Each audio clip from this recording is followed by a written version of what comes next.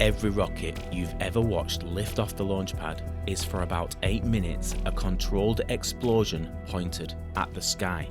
The fuel doesn't care about the mission patch painted on the side, neither does the heat. During launch, the structure protecting the payload, a satellite, a warhead, sometimes a human crew, faces temperatures that would melt most alloys on Earth, forces that would crush an untested structure, and vibrations that would shake a badly made bolt loose in seconds. None of that cares whose name is on the rocket. And here is what nobody outside the industry realizes.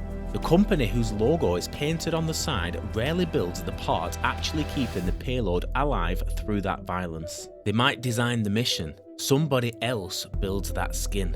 That's the wall, not funding, not ambition. The simple physical fact that surviving the launch is in its own a specialized discipline, one most prime contractors have spent decades choosing to outsource rather than master themselves. That's why today we're going to unmask the company quietly building the parts that survive that violence for nearly every major missile, rocket and satellite program in America. Most investors think the winner of the defense space boom will be whoever builds the flashiest new missile or rocket. They're betting on the wrong name on the fuselage. The ticker is KRMN, Karman Holdings, doing business as Karman Space and Defense. It doesn't build a missile system of its own, and it doesn't compete with Lockheed Martin, Northrop Grumman or SpaceX for the headline contract. It builds the payload protection system, the interstage structures and the propulsion components that go inside almost everyone else's rocket, the parts that have to survive the mission, whether the label on the outside says missile defense, hypersonics or space launch. And here's what that job actually requires in physical terms. A payload fairing has to protect the multi-million-dollar satellite or warhead through the loudest, most violent minutes of its existence, then disappear, jettisoning cleanly at the exact right moment without damaging anything it was protecting.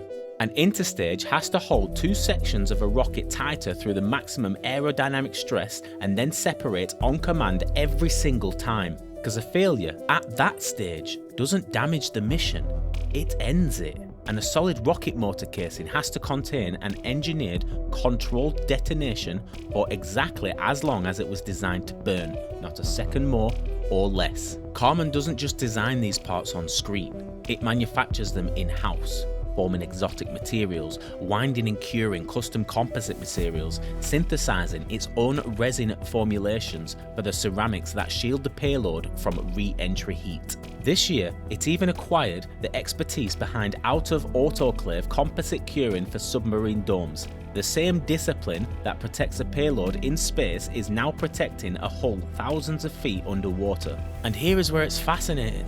The sky and deep ocean turned out to need the same material science. So why can't a rival just build the same part and undercut them on price? Because in this industry, cheaper doesn't matter if it isn't qualified. Every one of those components has to pass years of experimental testing, non-destructive testing, and full system qualification before a prime contractor will trust them on an actual mission. And once a part is qualified and flying, switching suppliers means rerunning the entire process from scratch, on the government's clock, at the government's risk. Karman's parts carry more than 40 years of flight heritage behind them. A challenger with a lower price tag isn't just competing on cost, they are asking a prime contractor to bet a national security program on an unproven part, and primes almost never take that bet. So let's have a look at what that looks like in the numbers. Karman's most recent quarter, the first fiscal 2026, brought record revenue of $151.2 million, up 51% year over year, with net income flipping from $4.8 million loss a year earlier to a $7.8 million profit.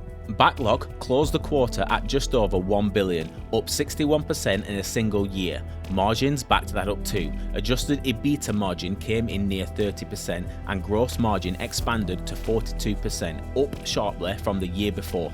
Management didn't stop there. Days later, they disclosed contingent multi-year demand commitments worth more than another $1 billion from 4 separate space and defense customers. And here is the gatekeeper fact: that growth wasn't a one-time pop. Full year 2025 revenue was already up 36.6%, and management has now realised full year 2026 guidance to 720 to 735 million, roughly 54% growth on top of the year before. And here is the sacrifice that most investors are still nervous about. Karman has taken on real debt to fund this expansion, roughly 758 million at a rate tied to short-term interest benchmarks, to finance a string of acquisitions expanding into marine defense and precision engineering. That leverage, combined with a valuation the market is clearly gotten skittish about, has pushed this stock down more than 52% from its 52-week high, even as the backlog kept setting records. So what happens here?